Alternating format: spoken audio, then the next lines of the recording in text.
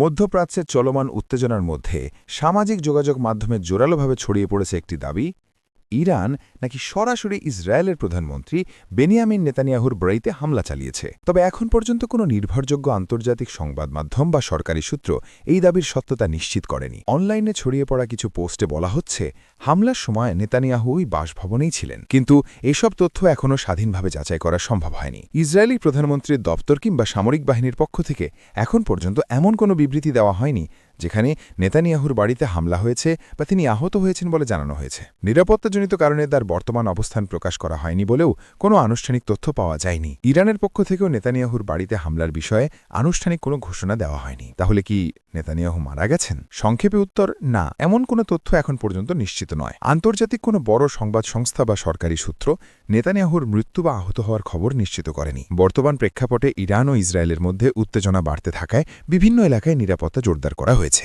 এদিকে জাতিসংঘ পরিস্থিতি নিয়ে গভীর উদ্বেগ প্রকাশ করেছে এবং সব পক্ষকে সংযম প্রদর্শনের আহ্বান জানিয়েছে। সংক্ষেপে বলা যায়, নেতানিয়াহুর বাড়িতে সরাসরি হামলার দাবি নিশ্চিত নয়। নেতানিয়াহু নিহত হয়েছেন এমন কোনো প্রমাণ নেই। তার বর্তমান অবস্থান সরকারিভাবেই প্রকাশ করা হয়নি। পরিস্থিতি দ্রুত পরিবর্তনশীল, নতুন ও যাচাইকৃত তথ্য পাওয়া গেলে বিস্তারিত জানানো হবে।